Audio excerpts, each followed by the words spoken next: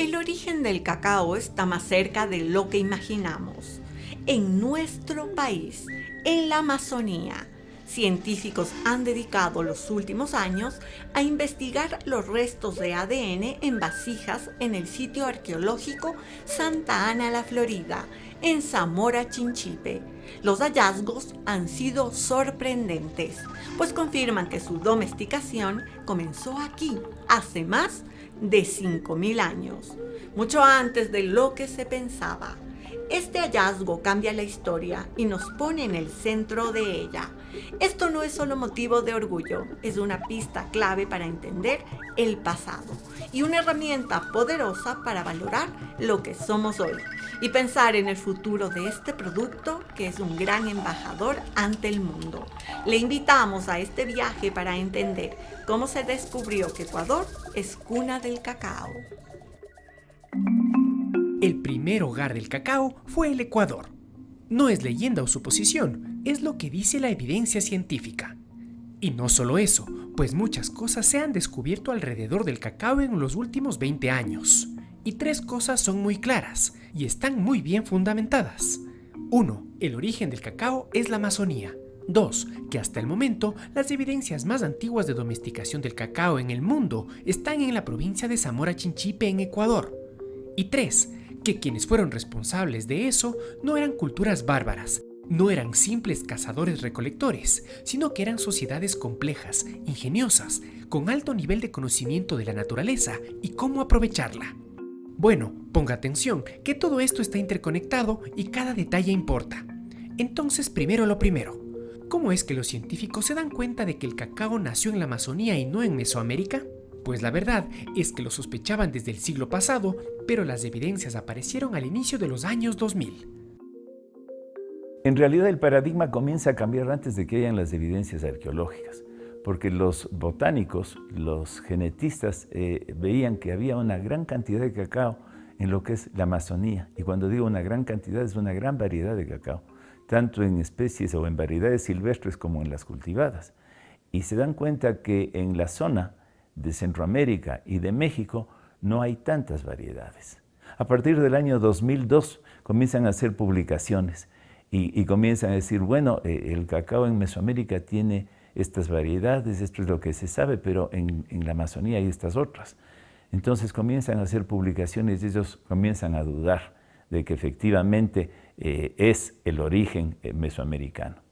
Cuando nosotros encontramos arqueológicamente la presencia del cacao en el sitio Santa Ana la Florida, en Palanda, en la Alta Amazonía ecuatoriana, en el año 2010, se obtienen las primeras evidencias arqueológicas de la presencia del cacao y del uso del cacao social por el ser humano en contextos que tenían casi 2000 años de anterioridad a lo que se conocía en México.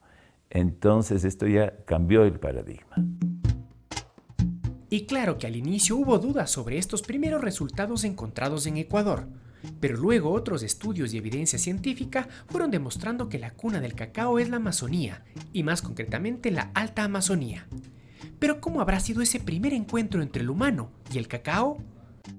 Sabemos que el cacao es un producto de la Amazonía, está ahí presente desde hace unos 10 millones de años, pero concretamente ya cuando el ser humano comienza a actuar e interactuar, a partir de unos 8.000 años más o menos, es que el cacao comienza a tomar la forma que tiene en la actualidad. ¿Cómo es que el ser humano se da cuenta de que el cacao es un producto interesante para él? Porque observa la naturaleza y observa que hay aves, que hay roedores, ardillas, que hay monos que van y se acercan a la fruta, a la mazorca, rompen la mazorca y chupan el mucílago que está dentro del cacao. Entonces el ser humano al inicio consume exclusivamente el mucílago. Cuando está caminando en la selva lo encuentra, por alguna razón se muere de sed o quiere refrescarse, encuentra un árbol de cacao, abre la mazorca y comienza a chupar el mucílago. Y poco a poco va recogiendo algunas de estas mazorcas y les va llevando donde él vive, a su campamento, a su aldea, donde sea. Y ahí comienza a utilizar el mucílago, inclusive comienza a hacer bebidas con el mucílago, la mezcla con agua y puede tener una bebida muy agradable, una bebida que refresca. Pero si es que el señor se descuida y la bebida queda ahí 2, 3, 4 días, la bebida comienza a fermentarse porque tiene un alto contenido de azúcar. y se da cuenta que esta bebida es agradable, pero también tiene el efecto que tiene el alcohol. Es agradable y es cordial, fomenta el diálogo entre los seres humanos. Y entonces comienzan a producir probablemente una bebida fermentada de cacao, una especie de chicha de cacao. ¿Pero que se la plante o que se use en bebidas significa que está domesticada? Pues no, el proceso de domesticación de un producto es un poco más complejo que eso. Domesticación significa que el hombre interviene en la genética y él es el que controla la reproducción de la planta. El cambio genético no es consciente, el cambio genético es accidental. En la medida en que el ser humano saca la mazorca de la Amazonía, del bosque de la Amazonía, y les lleva a otro sitio, le cambia de su lugar de origen. Las almendras caen en un suelo que no es exactamente el mismo. Cuando comienza a germinar, los polinizadores no son exactamente los mismos que había en el bosque. Entonces, el cambio de suelo, el cambio de los polinizadores, la manera como se limpia el entorno, es lo que va a producir poco a poco el cambio genético. Pero esto no es algo que se da en 200 años, esto se da en miles de años. Por eso pensamos que la domesticación probablemente comenzó hacia el año 8000, pero evidencia ya de la domesticación recién tenemos hacia el año 5500 antes del presente. Y hasta donde se sabe científicamente, los primeros en usarlo, plantarlo y modificarlo genéticamente fueron los Mayo Chinchipe, hace 5500 años. ¿Cuál es la evidencia que lo sustenta? Las primeras pistas fueron los restos arqueológicos encontrados desde el 2002 por Francisco Valdés y otros arqueólogos en el cantón Palanda, en el sur de Zamora Chinchipe. Los primeros hallazgos sorprendieron y llamaron la atención de dos científicas, la paleobotánica Sonia Sarillo de Canadá y la genetista francesa Claire Lenot. Ella como genetista quería saber si se podría recuperar el antiguo ADN del cacao, porque a partir de ahí se podría saber de qué variedad estábamos hablando. Entonces la doctora Lenot tiene la suerte de encontrarse ya con las evidencias que encontró la paleobotánica, pero como genetista ella necesitaba pruebas propias y logra encontrar el antiguo ADN. Y no solo que encuentre el antiguo ADN, sino que puede secuenciarlo. Y se da cuenta que hay algunas variedades de ADN.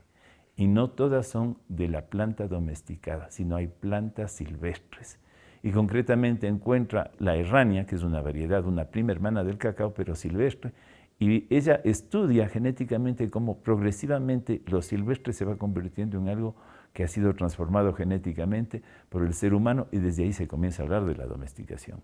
El proceso de la domesticación puede haberse dado en muchas partes, pero el único sitio donde se ha podido comprobar científicamente con 3 variedades de estudios, ¿no?, la genética, la paleobotánica y la bioquímica, es el sitio Santana de la Florida.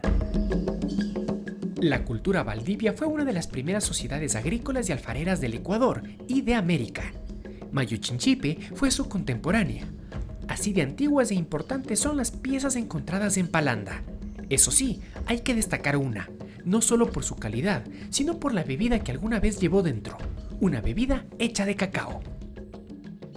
Encontramos objetos corporales hechos en turquesa, en malaquita, algunos medallones pequeños, y de ahí salió, pues, de esta tumba salió lo que se ha convertido hoy en el elemento emblemático, que es esta pieza, una pieza cerámica muy importante, por la iconografía que contiene, por la forma que tiene en especial y por el contenido que luego demostró tener.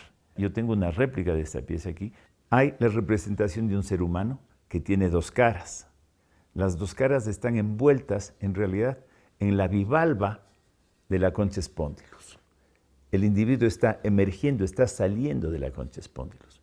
Aquí tenemos nosotros la representación de un individuo que a un lado tiene una cara muy amable, casi hasta sonreída, pero al otro lado aparece la cara de un individuo que está un tanto más serio. Y cuando uno ve con detención la boca tiene un rasgo muy específico. Tiene como la lengua sacada para afuera. La representación del jaguar en Valdivia es una boca con la lengua afuera. La representación del chamán aquí es un individuo que se transforma en jaguar. Resultó que esta vasija tenía una bebida de cacao, ¿ya? Una bebida que era un líquido. La botella no admite sólidos aquí, ¿no? Esta forma no admite sino un líquido. Esta botella está representando la esencia de la civilización andina, el nexo entre la costa, la sierra forzosamente, porque no hay como ir de la más alta Amazonía a la costa sin pasar por la sierra, y la cosmología de la Amazonía. Muestra la interacción entre las tres regiones y los valores cosmológicos de las tres regiones. Y por eso esta pieza se ha convertido en algo tan importante para la civilización mayo chinchipe y para la civilización andina en general. El cacao siempre ha sido importante para los habitantes de lo que hoy es Ecuador. Los mayo chinchipe fueron los primeros, luego otras culturas de la costa y sierra, y se hizo tan importante que ya en la colonia desde aquí se exportó cacao hacia Nueva España, hoy México. A finales del siglo XIX e inicios del XX, Ecuador fue la tierra de los grandes cacao, en el recordado boom cacaotero. Luego las plagas, la Gran Guerra, la sobreproducción mundial y otros factores acabaron con la llamada pepa de oro. Hoy, la producción de cacao en Ecuador va ganando fuerza nuevamente, pero esta vez quizá convenga regresar a ver a las prácticas de cultivo de los mayo chinchipe, los primeros en domesticarla y mantenerla por miles de años. Bueno, yo diría que la cultura mayo chinchipe nos da indicios, ¿no? La noción de la chacra amazónica que se conoce es el cultivo en un jardín, una especie de huerta, una huerta que es manejada por las mujeres. Es una huerta que no es muy amplia, no es muy grande, ¿no? Puede tener una media hectárea si se quiere. Y ahí están mezclados todos los alimentos que el grupo consume. El problema del cacao comenzó cuando salió y se convirtió en un monocultivo. Ahí le cayeron las enfermedades. Antes, cuando estaba dentro de la chacra, con la simbiosis con las otras plantas, se protegían entre ellas, no le caían los hongos, no le caía la monovirosis, la escoba de bruja que se llama.